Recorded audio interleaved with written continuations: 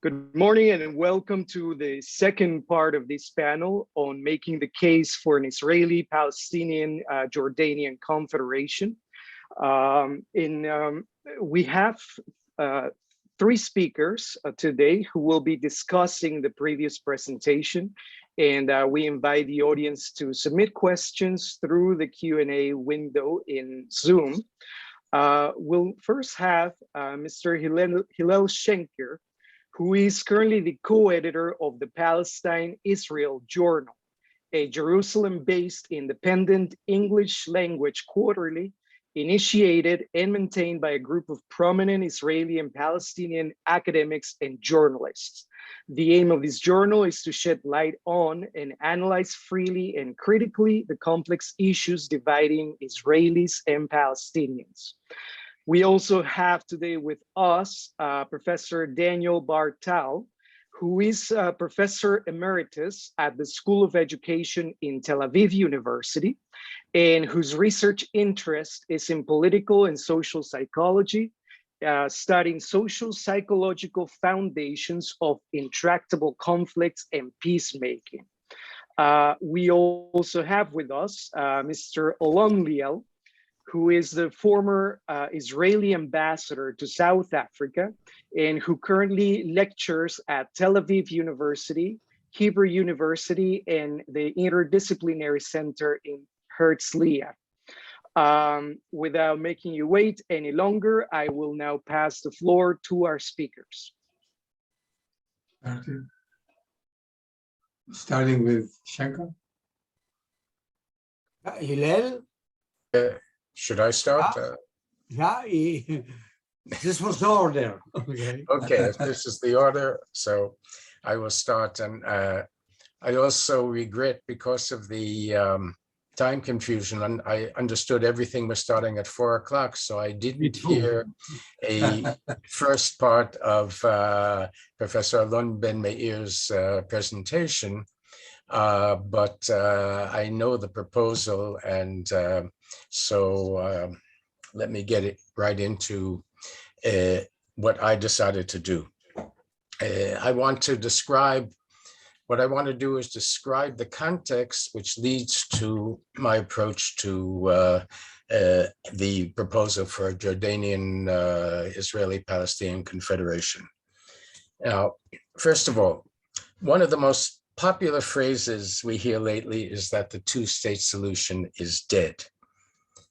Earlier this week, there was a discussion held at the Hebrew University in Jerusalem about Professor Ian Lustig's book, Paradigm Lost: From the Two-State Solution to the One-State Reality. Though all four Israeli and Palestinian discussants who discussed his thesis criticized it. However, it's clear that with no progress towards a two-state solution, many people who are concerned with the quest for the resolution of the Israeli-Palestinian conflict have been seeking alternative solutions. Among the proposals are the recent Holy Land Confederation proposal by a group of Israelis and Palestinians led by Yossi Beilin and Hiba Husseini. There is Joseph Avisar's Israeli-Palestinian Confederation, and there is the Land for All, Two States, One Homeland approach. And of course, there's the one-state solution. And now we have Professor Alon Ben-Meir's proposal for an Israeli-Palestinian Jordanian Confederation.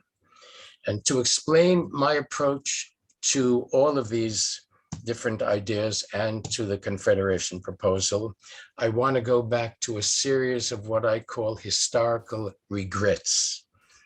First of all, I regret that in 1947, the binational state proposal for the Jews returning to their homeland and the indigenous Palestinians who were emerging as a nation was not accepted. It was supported by only a minority of the Jews, among them Martin Buber, Albert Einstein, Judah Magnus, and the left Zionist Hashem El-Tzair, but virtually none of the Palestinians or the Arab states. And then the next regret is, I regret that the partition plan, UN General Assembly Resolution 181, was accepted by the Jews, but was rejected by the Palestinians, though I can totally understand why they rejected it. Then we reached 1967, the next major crossroad.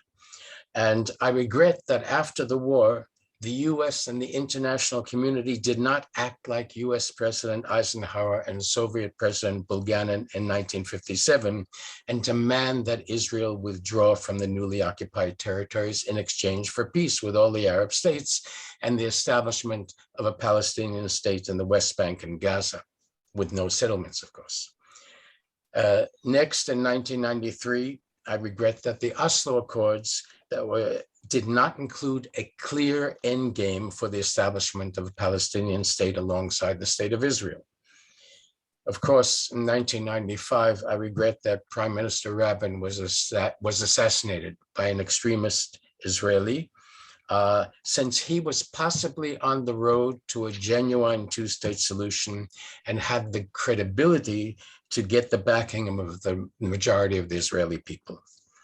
I regret 2000, that the Camp David 2000 failed to resolve the conflict and consider all three parties, the Israelis, the Palestinians, and the Americans, to share responsibility for its failure. I regret also that the Israelis assassinated Abu Jihad and that anti-Arafat Palestinians assassinated Abu Yad, since they might have had the credibility to lead the Palestinians towards a two-state compromise after Arafat passed away.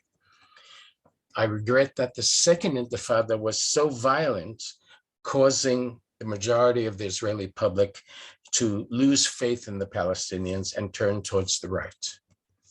I regret then in 2007, 2008, that Prime Minister Olmert fell because he was undermined and also because of his own responsibility, since he and President Abbas came the closest to resolving the conflict based on a two-state solution. I, of course, regret that there are 650,000 settlers living in the West Bank and East Jerusalem, which is illegal according to international law. I regret that the Arab states have essentially abandoned their Palestinian brothers and sisters by not trying to seriously promote the 2002 Arab Peace Initiative, which is based on a two-state solution. And of course, I regret the fact that the international community, unlike the way it admirably is reacting to the Russian attempt to occupy Ukraine, has not been sufficiently proactive in trying to end the Israeli occupation and resolve the Israeli-Palestinian conflict based on a two-state solution. However, I don't accept that the two-state solution is dead. It is still possible, according to the analysis of Dr. Shaul Arieli, based on the 1967 Green Line, with a swap of 4 to 5% land swap, which would enable 80% of the settlers to be within the sovereign state of Israel and neutralizing essentially the settlement obstacle. The problem, of course, is that there is no Israeli will to move forward towards a two-state solution. The Palestinians are too weak and divided to take the initiative. And the international community has only given lip service and not done any serious proactive activity to help achieve it. That is why people are looking for alternatives. And to begin with, the one-state solution, as Professor Ben-Meir said, is a non-starter, because the overwhelming majority of the Israeli Jews want a predominantly Jewish state, the Jewish right to national self-determination. And also the record of one states with more than one nation or people, Czechoslovakia, Yugoslavia, India, Pakistan, etc., is not great, to put it mildly. Can Professor Alon Ben-Meir's Israeli-Palestinian Jordanian Confederation be a realistic alternative to the current impasse? Perhaps. There's a chance.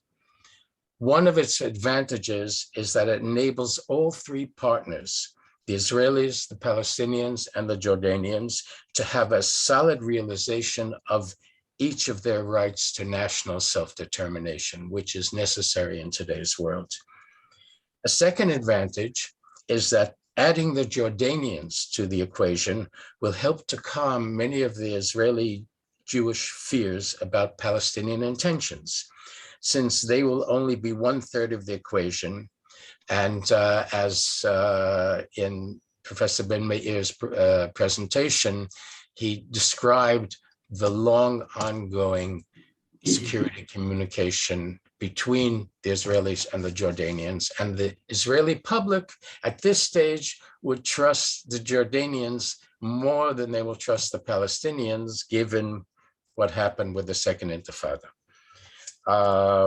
One of the challenges, however, will be to convince the Jordanians to participate, because in 1988, they essentially said, we relinquish our right to have anything to do with the West Bank. And so the thing would be to try to convince them, actually to try to convince all three partners, the Israelis, the Palestinians, and the Jordanians.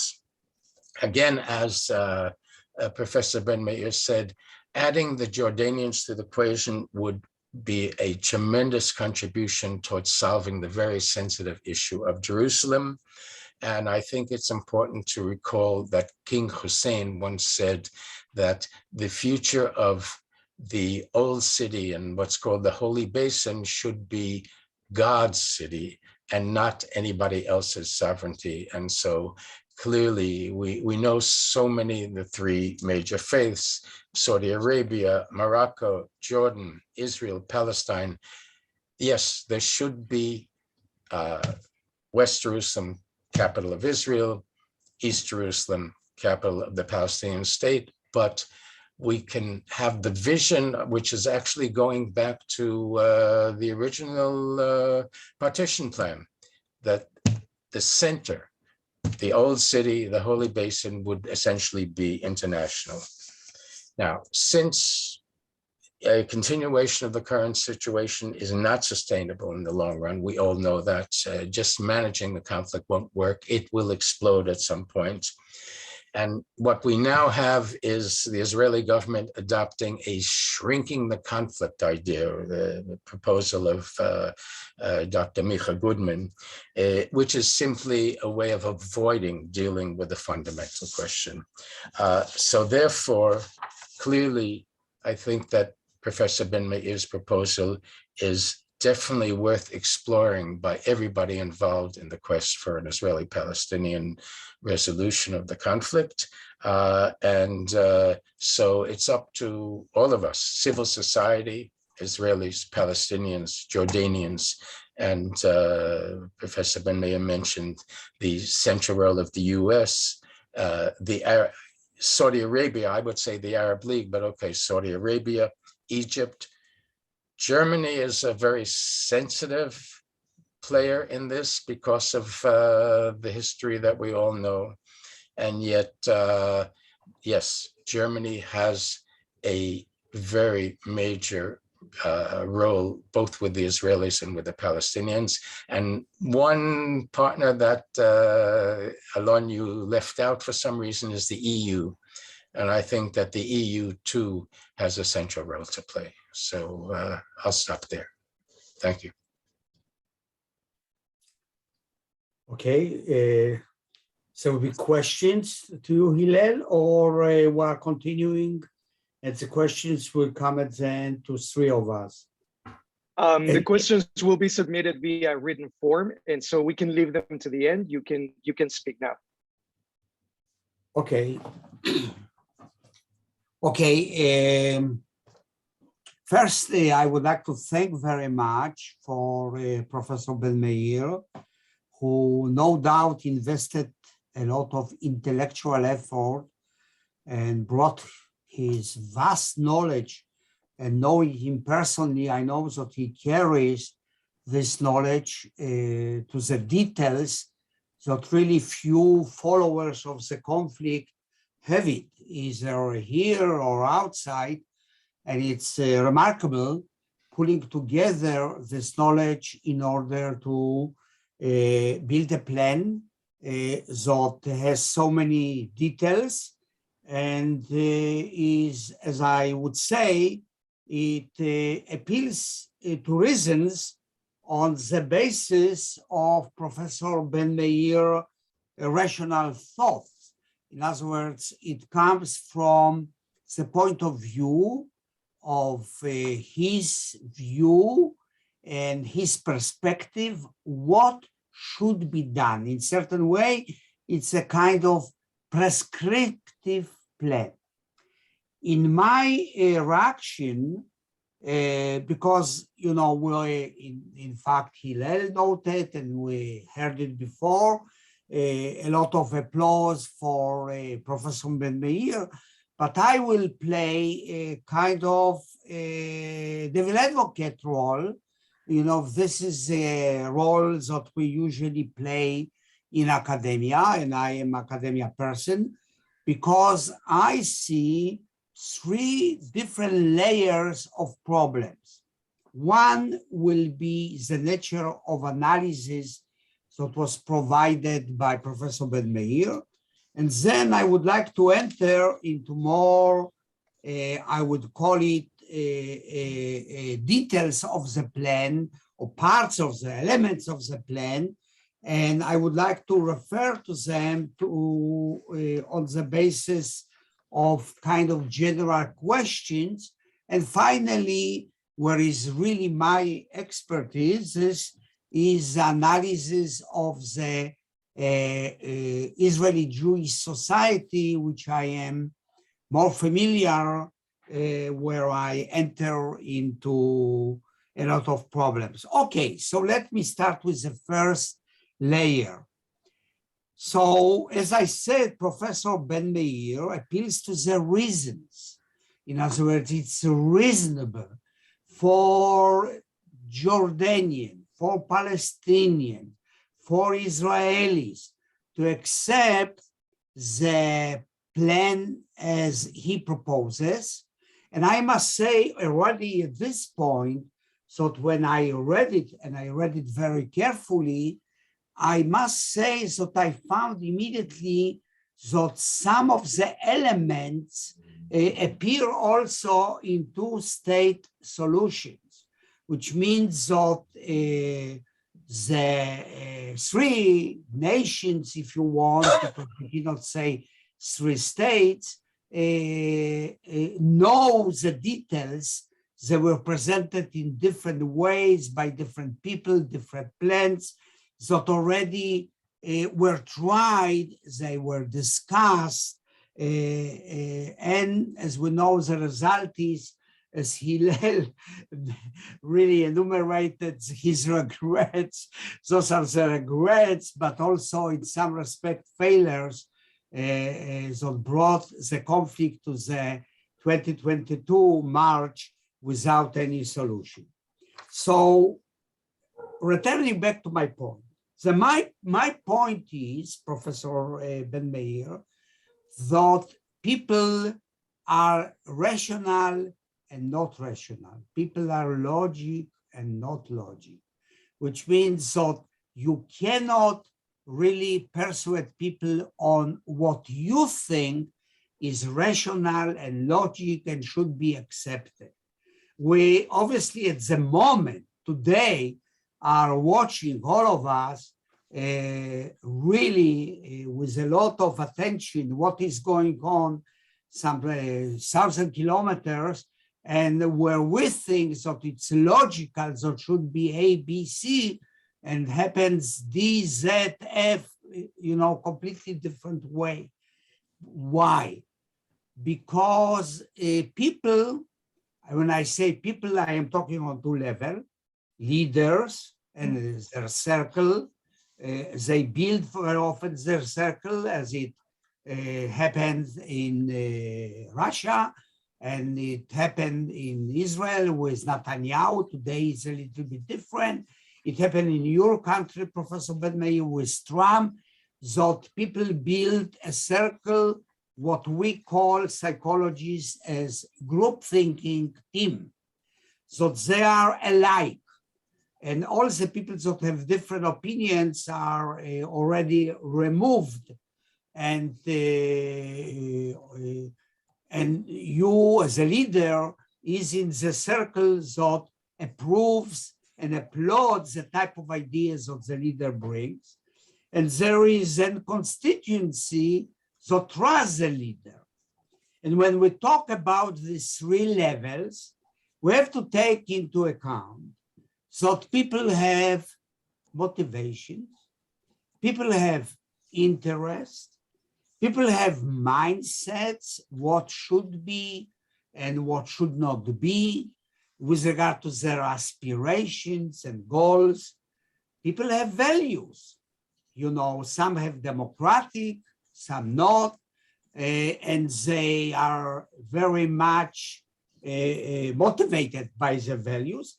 People have needs that we have to remember. Needs of security, needs of self-esteem, positive self-esteem, needs of identity, positive identity, need to be justful, which are very important.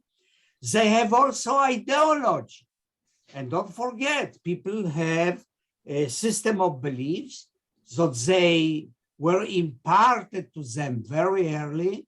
And I include, when I say system of beliefs, I mean already what is imparted to them during already kindergarten time, when they walk there, because they hear, if we take just an example of Israel, that I said I'm very familiar, they learn about Hanukkah, and they learn about Purim, as we know now.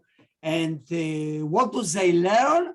About threats that are dangers, that are really fate of the Jewish nation. And then they go to Passover, Holocaust Day, and Independence Day. So it's really transmitted from very early age, and people really eventually organize it very much, and together with collective memory. And then we have emotions. You mentioned, but we know there is fear that is transmitted, it's learned, there is hatred, anger, together with hope. So I would like to portray a very different type that you were appealing to. Like you would say it's rational, it should be, it really is interest, but people don't act in this way. People do not act in this way. People have aspiration on the basis of what they learned, what is their ethos, what is their narrative, what is provided to them by the institutions, by the school, by the leaders. And I analyzed, for example, speeches of Netanyahu, what he transmitted to the nation during his years of being prime minister, and saw what is already absorbed. And I will return to this moment when I will analyze the Israeli Jewish society. And then, you know, I have questions. You know, you propose a plan, and you think that Jordanians should accept it. But what I hear, the Jordanians are not very happy. They have with such a plan. It was proposed to them. They were exposed to such a details, and you obviously know that the idea of confederation was suggested by different groups in Israel, by different academia people, and Jordanian, yes, they would like to have some kind of unrevealed relation with security, intelligence, etc., etc. And we know that Israel plays an important part in the existence of the kingdom, but also they remember what was going on in 1970. And as you noted, in fact, 55%, you know that God knows how many, maybe more, are Palestinians, and there is threat to the existence of the kingdom in the same ways of the king Abdallah at the moment and Hussein in the past perceive it. Now, there is another problem with regard to Palestinians. Palestinians are also familiar with these ideas, but in all the exchanges that were going on, they said the following, including Abu Mazen, establish Palestinian state for an hour, which means that negotiate all the issues that we know stand on the way. Peace agreement will be signed. Hour later, we will be able to talk about confederation. So all the issues that you noted are barriers, as we know, that Israelis and Palestinians did not reach agreement on this issue, and you outlined possible solutions, and were different levels, as we heard from Hillel, of negotiation. Some went deeper, some were more shallow, Taba, etc. Obviously Olmert and Abu Mazen, but there was no agreement eventually. And what happened is, as I will put in my last point, that in 2020, in comparison to what was possible to do in 1933, 1935, even 2000, it's impossible to do in 2022. I will talk a little bit about it, but you have to know that the Israeli public moved beginning with 2000 to the right. At the moment, 70 to 80% of the Israeli Jewish population are rightists, which means that I prepared for you, data in order, concrete data from different surveys, and you would see that people, as I will talk in a moment, live in a comfort zone, and I will refer to in a moment about it. And then we have a problem that you did not refer, which is major problem when you talk about confederation, the tremendous asymmetry between the parts. We have Israel, which is kind of regional power, and you admit, with tremendous advantage from the point of view of every part of this whole, economically, technologically, military, whatever. And why would Israel agree to have such a share? I don't know. I mean, this is a problem that you did not address when your plan, and I think that it's very important. And then what we need, and this will be the last one, what will be the external mechanism you noted, but what will be on concrete level, the mechanisms that will move the three parties into agreement. So you know that Germany should be part, etc. But what kind of pressure you expect, or what kind of, use the term mechanism that will allow to bring such a plan into reality. And then obviously you could not touch, I understand it, because the issue has probably thousands and thousands of pages, but how would you deal, let's say, just for example, I thought water. Will Israel give up what it has in the hands at the moment? I doubt it. So I come to the third point, is what I think at the moment Israeli Jewish society lives in what I call comfort zone. And I don't see neither internal vector or external vector that will take the matter seriously, as Hillel talked about 1957 with Bulgarian and Eisenhower after Sinai War, and say enough is enough, go. And or Baker even tried, here is my telephone, and if you want to call me.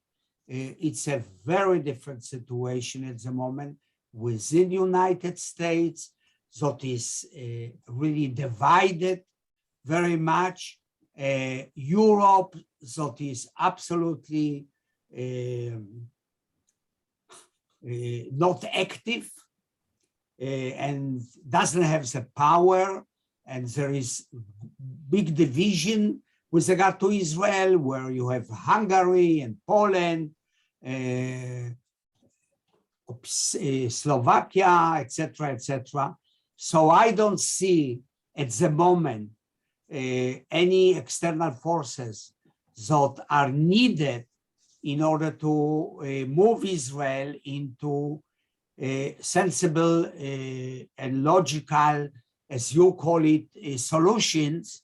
And I would just end my comments and say, yes, I believe like you, that eventually it will happen. It happened because I believe, and here is my belief, my system of beliefs, my ideology, my values, that you cannot adhere to such a situation for a long period of time. Long period of time, I'm talking about decades. I don't know, we have to remember that we have Alon that will maybe compare with South Africa, that the push started at the beginning of 60s, and it took a number of decades until the goal was achieved, really, and this is our case.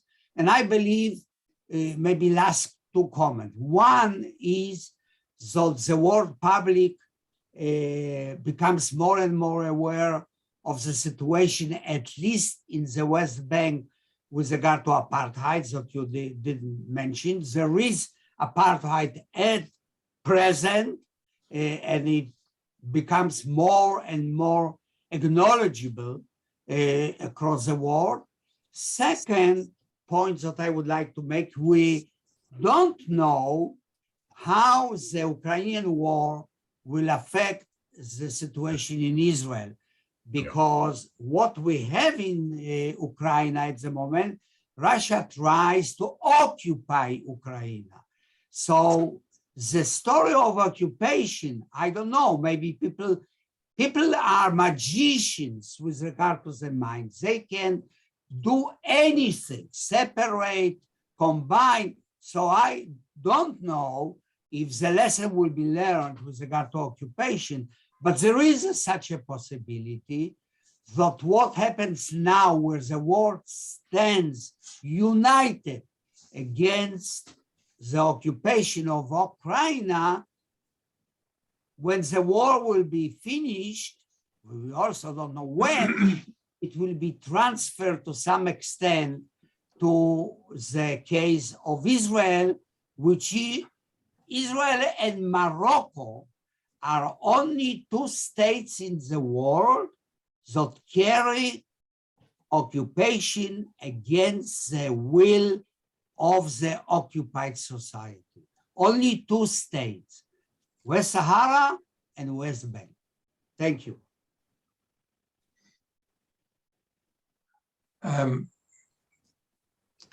Danny, are you there? Yes, thank you. I think, Alon, if you want to go ahead, or we can hear from Alon, Liel. No, that's my feeling, but it's up to you. Since Danny raised a very number of questions, I don't know if we should, I want to take maybe 3, 4, 5 minutes to address it, because it might be just lost and then Alon can have an opportunity to speak. It's up to you to make that decision. Yeah, go ahead. That's fine. Yeah, Danny, I have obviously, and I have tremendous respect for you, for your knowledge, and and your background. You mentioned first reasonable. I don't necessarily, reason matters, obviously, but the precise opposite here, whereas reason is carefully considered on my part, what is compelling in my view, in my proposal is reality, not reason, reality on the ground that no one can simply deny. And I went over this reality, and I honestly challenge anyone to tell me otherwise. The second point, you speak about mindset. I fully agree with you. You come from that background of mindset. To me, the psychological dimension is critical to be addressed, and that is why I'm talking about a process of reconciliation that's going to take a number of years in order to modify that psychological dimension. You mentioned South Africa as an example. We need that process. But in South Africa, they didn't follow, but Mandela did something else. It's a peace and reconciliation that was necessary in order for what subsequently happened to succeed. You talk about system of belief, fear, aspiration. Precisely that. There is a system to this proposal. There are fears to be addressed through process of reconciliation, through security collaboration. There's aspiration. The proposal meets exactly that. The Palestinians aspire for a state of their own, and they will have it. So there's no question about that. So identity, the proposal address identity and values, because the Palestinian will have what they need, and that Israel will not compromise any of that under these conditions. You spoke about Jordan. I can tell you categorically, I have direct conversation with many officials. On the contrary, they see this now as the most practical approach to solving the problem, because exactly what you said, they want to make sure that they remain independent country because of the significant presence of Palestinians in their country. In order for them to secure the kingdom, this is precisely what they want. The Confederation offer exactly that. You talk about lack of symmetry between the two sides. I don't see how that in any way affects. In fact, Israel has lack of symmetry today and will continue for decades to come, for that matter. Israel is not demanding anything unusual from any side. Israel can be helpful. It has been helpful, will continue to be helpful. And I don't see the Jordanian, and I talk to them, being intimidated by that, nor the Palestinian for that matter, as long as they achieve what they aspire for, which is a Palestinian state. And then you're talking about mechanism, who is going to start that? This is exactly, in the State Department, when I have conversation with the Biden administration today, is exactly that. Begin a process of reconciliation with the Palestinians. That's what they want to do, because they understand you cannot sit down now and begin serious negotiation when, in fact, the ground is not prepared for any kind of solution at this particular point. And then you're talking about issue, water supply, question of comfort. Israel has more water than it can, in fact, use. I've been there. I see so many, there's desalination plant. I see what happened. Israel, in fact, has more the water today than it can use. It can and has been exporting water to Jordan and other places. I don't think this is going to represent any problem now or in the future, for that matter. You're talking about comfort zone. Comfort zone, yes, may be experienced today, but is not sustainable. And you agree with that. Whether in 5 years, in 10 years, there will be an explosion, because the Palestinians will not remain under occupation indefinitely. Some kind of uprising is going to have to take place in one form or another, and however long that might take. So that comfort zone is temporary at best, and it's not going to last. And finally, who's going to start this process? Well, as I mentioned before, the process actually begins with the Biden administration. Let's begin with step one: reconcile between the two. And as a matter of fact, you mentioned the word shrinking. I think it was Hillel mentioned the word shrinking, the differences between the two sides. This is, whether you call it a shrinking or for the collaborating, it is basically the same thing. Bennett knows that he cannot make any move today and annex any significant part of the West Bank beyond what it is today. Bennett knows he cannot build a new settlement. Bennett knows, and this government knows. My only regret, if there's one regret, and that is, here you have an Israeli government that represents from the extreme left to the extreme right, including a Palestinian party in the government. When this kind of government does not think in terms of the prospect, what is going to happen with the Palestinians? That is a sad, sad commentary on Israel. Terribly sad. They could not agree on the solution, so they decided not to touch the Israeli-Palestinian conflict during this coalition government. That is a sad commentary on Israel, but that will not stop the process, will not stop the conflict, and sooner or later, they're gonna have to face reality, because occupation, and in of itself, is not sustainable. Thank you, Alon. I think we can go ahead and hear from Mr. Alon Liel now.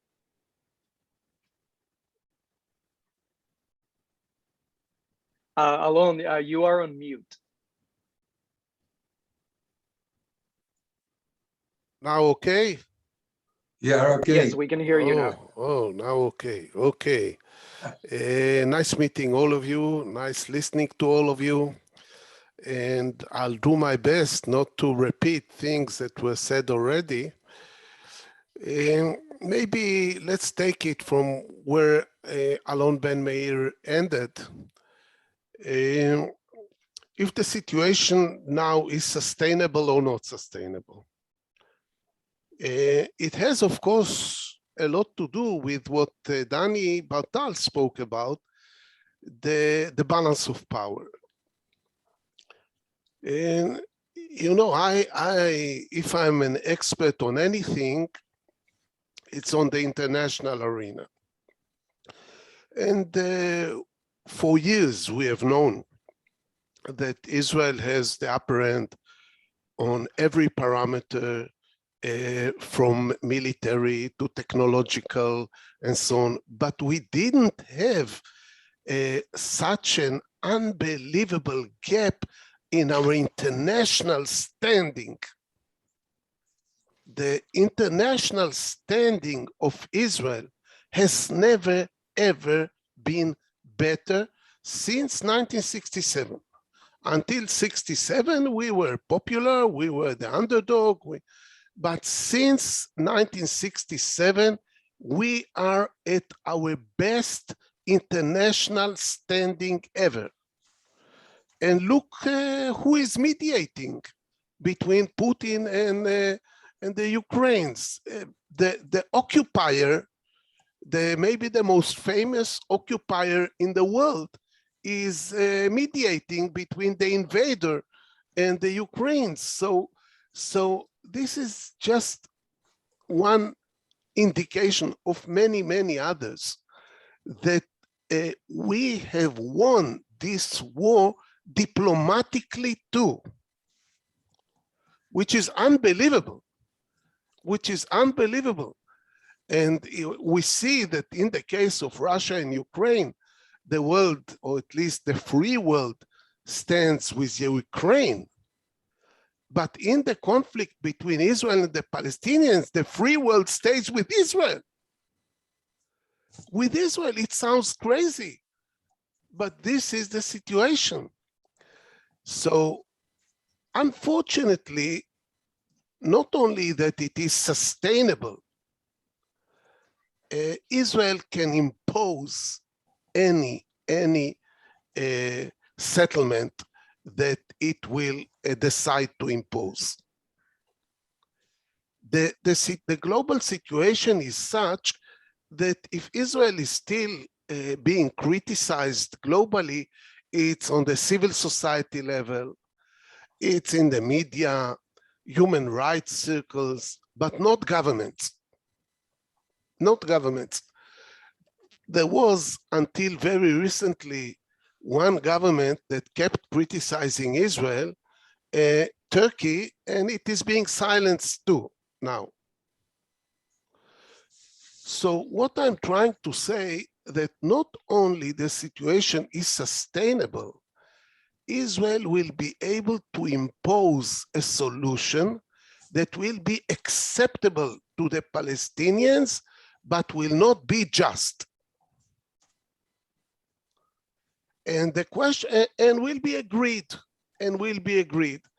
And now you can come to a philosophical situation, a philosophical question, that if you have an unjust solution accepted by the sides, we should still work on it, although the sides agreed to it. My personal view is that unless it just, not only because it's even if it's sustainable, we should fight against it, even if it's sustainable. And you know, Danny said, maybe I can say something on South Africa. And you know, I devoted some of my best years to fighting the apartheid, the South African apartheid, as a diplomat. And look what's happening now. Apartheid was beaten and South Africa was beaten too. South Africa is in a terrible shape, So there are many kind of philosophical questions, and still I would not recommend to go back to apartheid. And I don't think South Africa will go back to apartheid. But I'm worried that the Palestinians will give up. And my personal view is that even if they give up because of the balance of power, we should aim at a just solution, even if they cannot achieve it, even not with another intifada and so on. So let me say a few words on what I see as a just solution. A lot was said here that the two-state solution is a kind of on the verge of collapsing. And a one-state solution obviously will not include citizenship to the Palestinians, not to the Gaza Palestinians, and not to the West Bank Palestinians, and any other solution but sovereignty to a nation or citizenship in a sovereign state to the people, to its people, seems to me unjust. And if Israel does not agree to one of them, then I don't think we have to look for solutions that are unjust. I mean, the situation at the moment is unjust. I don't think we should replace it by another unjust situation based on the balance of power. I mean, what we have is bad enough, less maybe than what's going on in the Ukraine, but I would not fight for replacing one unjust solution with another unjust solution.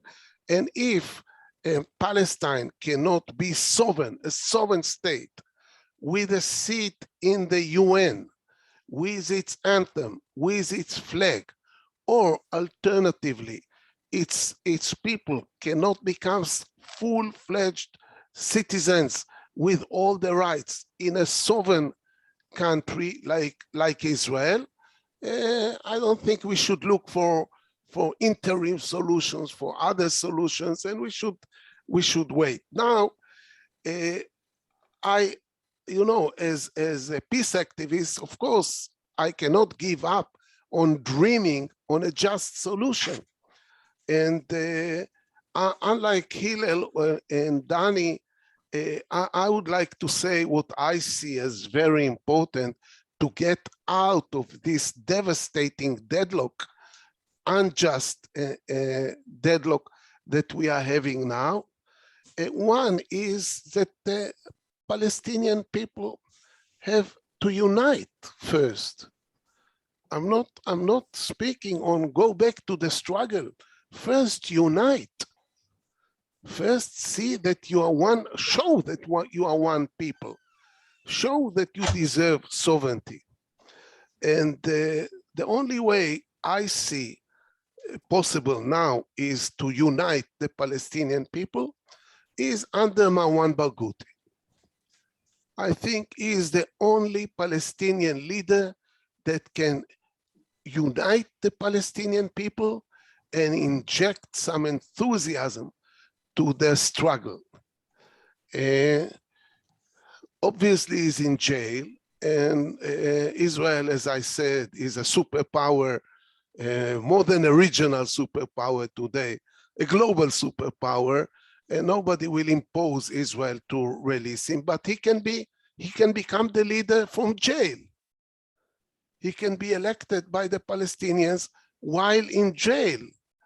And I think that unless this happens, they don't stand a chance to achieve anything, And I think that the name Barghouti, Marwan Barghouti, should come back to the agenda. As in 1986, 87, the name Nelson Mandela popped up and changed the rules of the game. The name Marwan Barghouti, I think, is very important. I think another blow to the Palestinian struggle was that the Arab Israelis were divided in the middle between those who still have national aspirations and those who gave up national aspirations for the Palestinian people. I don't know if it's temporary or not, but it's all dependent on Mansour Abbas. He is a very, very intelligent and is in his own way charismatic leader. And I think that as long as he will go on with his politics, they will stay divided. But I don't know if this will be forever. And they also need a leader that will unite them also on the issue of Palestinian aspirations. The third factor, I think, that can make some difference while the whole international community surrendered to Israel is the Jewish people. I think that we are witnessing a rift inside the Jewish world that can already be defined as two Jewish nations, two Jewish worlds. And the fact who is an Israeli, who is not an Israeli, has no meaning here. Has no meaning here. I think the Jewish world is divided to those who can live in peace with the ongoing brutal injustice inflicted on the Palestinians, and the Jewish people who cannot live in peace with it, and who cannot agree to support a state that is doing it, although it is able to do it. And my feeling is that I think it was Daniel that said, Dani Bar-Tal, that inside Israel, the right wing has won meaningfully. I think that in the diaspora, it's different. 95% of the Jews in the diaspora live in democratic societies and are not subject to the propaganda, to the Israeli fear campaign. And I think we have two Jewish people today, about somewhat between a quarter and a third of the Jewish people who denounce the Israeli occupation and will go on denouncing it, and the rest who support it. I don't know the tendencies. Some people say the young generation, especially in the United States, is inclined to denounce the occupation. But what I'm trying to say, that even if it's a strong country or medium-sized country in the world that will pick up a leader that will strongly criticize Israel, sanction Israel, it will be still one of 180 countries in the world. But if a third of the Jewish people will stand up and saying, we do not agree with what you Jewish people, Jewish state do to your neighbors. This is not Jewish. This is not us. I know that Israel can tolerate, can sustain this criticism too. But I think that the leaders of Israel who are very happy today with crashing the two states idea are quite embarrassed by the fact that while crashing the two states idea, they create two Jewish worlds that are not united anymore, and that the split between them is not the Bible necessarily, it's the state of Israel and its behavior. So I think I'm very, of course, pessimistic about the tendencies existing now. As I told you, Israel won this battle and the Palestinians have lost it. But I think that several things inside the Palestinian people, inside Arab Israelis, and inside the Jewish world can again bring more reasonable leadership to try and trace a solution. Thank you. Thank you, Mr. Liel. We have about 10 minutes left in the panel, and there are no questions yet from the audience, so I think we can pass the floor back to the speakers or Professor Ben-Meir. Danny, can I respond? Can I respond Yes. to some of the questions that was raised by Alon? There's he raised many questions, but I'm glad with one thing he did toward the end, that in the end, something else will have to happen. And this is what we're talking about. Let me talk first about balance of power. It is precisely because Israel is a very powerful country now, militarily and otherwise, it can negotiate from a position of strength, and it can, if it chooses to achieve some kind of an agreement, not without being threatened, because Israel presumed being threatened by the Arab world, by the Palestinian. I think it's completely exaggerated, but given that Israel is so strong militarily, it can certainly negotiate from a position of strength. You're talking about Israel's national standing, that it is better than ever before. I disagree with that. I see anti-Semitism is on the rise. Why?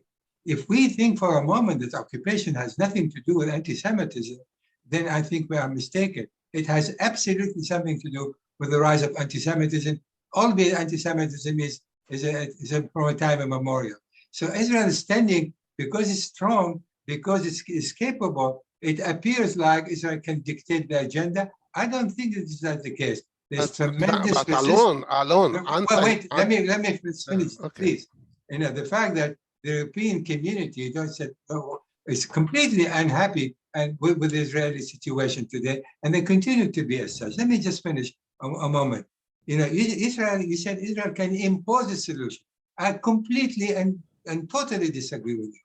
Israel is imposing solution today, but this solution is not sustainable. You think it's sustainable, but you admitted in the end something else because unjust, so something else is going to have to happen. Then you're talking about Israel. Look at Israel is mediating today on a global scale. Well, I am really not sure how much Bennett is mediating. The mediation today is taking place between the two sides with some outside forces. Bennett did not mediate.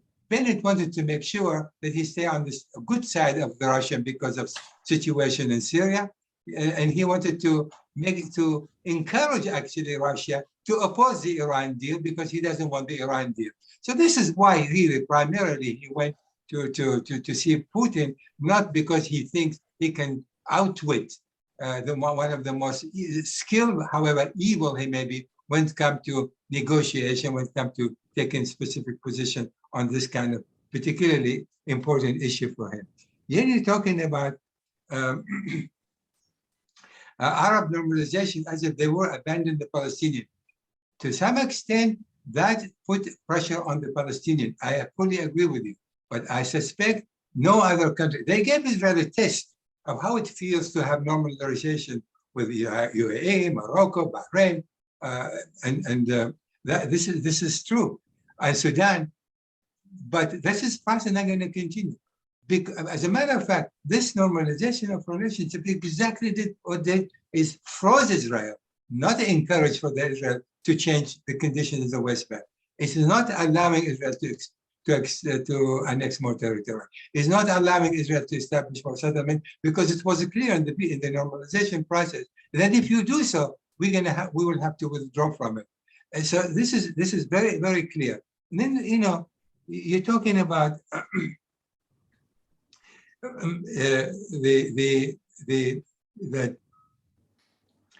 just one last point I want to make. The Jewish people, yes, you are absolutely right. They are very divided. They are divided because the majority of the Jews living outside Israel do not support the occupation.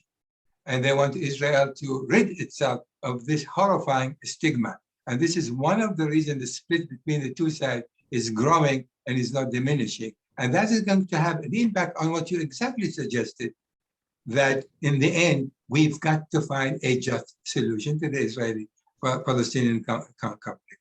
And the final point I want to make, but you're, however, very right on this. Whether Israel is powerful today, regardless of international standing, regardless of normalization of relationship, regardless of its military prowess, regardless of all of that, you said it yourself and you are correct. The Palestinian will not give up. And it is a question only of time. When will they rise? And to suggest that Israel can impose some kind of a solution that they're going to have to live with, I think it's totally unrealistic. Alon, I have a tremendous respect for you, but what I'm hearing is that the opposition or is really based on the pessimism that exists today, and the perception of Israel growing power in every dimension. This is true, but that does not change the fundamental picture, the fundamental issue. Will the Palestinians ever give up on their right to establish a Palestinian state? To me, the answer to that question is no. I'd like to have a minute. Okay. Well, Mr. Liel wanted to say something first, and then we can pass the floor to Mr. Schenker. Yeah. Okay. Alon, I want to say a word about anti-Semitism. Anti-Semitism is not causing any damage to Israel. Maybe the other way around. Anti-Semitism is bringing the Jews to Israel, and Israel is saying you can be safe only in Israel. And look what's happening now, that the Ukraine community is rushing to Israel, and the Russian community is rushing to Israel. And so Israel is not, it's not nice to say, but Israel is not worried about anti-Semitism. Well, Israel is using the fact that diplomatically, it created a situation that criticism of Israel is anti-Semitism. And by this, they are fighting anti-Semitism, but it doesn't worry Israel. But again, about how strong Israel is, look where Zelensky is speaking Sunday evening, in the Knesset. In the Knesset, he went to the Congress, he went to the European Parliament, and he went to the Knesset. The image is, and you know, I hate seeing Bennett mediating, but the world is applauding. The world is applauding. It will not help us to base our attempt to solve the conflict on the illusion that Israel is not strong in the world and is not getting stronger. Israel is getting stronger. And about the Palestinians, they is getting stronger, is getting stronger. Now, also about if the Palestinians will give up or not, me personally, they have to convince that they didn't give up already. I think they gave up already, with the feeling we have on the way they behave. We have the feeling they gave up already. Okay, we can Not allow when you Mr. think of Schenker to Hamas. speak now. We have about 3 minutes. Okay. Some very brief comments. First of all, I agree with Alon Liel that the Palestinian factor is the weak link in the whole equation right now. And it's critical if we want to make any progress for them to somehow unite, take the initiative, and have some type of a leadership like Marwan Barghouti. Definitely a good idea. Secondly, clearly in any triple arrangement confederation, Israel will be the dominant factor given the power balance, but that is also to the benefit of the other partners, the Palestinians and the Jordanians, because the fact is that in employment, in water, in climate, and of course tourism when that comes back, the triple arrangement, Danny talked about interests. This is in the interest of the Israeli, the Palestinian, and the Jordanian economy. And my final point is that it's sort of a cliche, but two things have happened that have dramatically changed the world. The first one, of course, is COVID. I mean, here we are speaking via Zoom, something we would not have been doing 2.5 years ago. And the second thing is Ukraine, Russia, and the way all of the Western democratic countries, even the EU, which was so divided, is suddenly united. And this, whatever is going to be the outcome, we do not know yet, but one thing is clear is that the world is going to look differently. And this creates new opportunities for all sorts of things, including new initiatives connected to the Israeli-Palestinian conflict. Can I also some few words? Yes. Okay, So the we have a telegram. couple of minutes. Telegram. Yes. Only telegram. One, you know, alone we have to look on conflicts in a long range period. Slovenians waited 900 years. Irish waited 500 years. So what happens in 2 years, 3 years, even decades, doesn't matter. Palestinians do not go anywhere. And the problem is also with the context of the war. But last point, Alon, I wanted to tell you, the problem of reconciliation, which is one of the areas that I work, is problematic because the question is, when do you start the reconciliation? Before the agreement or after the agreement? Absolutely before. Certain steps you begin before, but real reconciliation can only begin after solution of the conflict.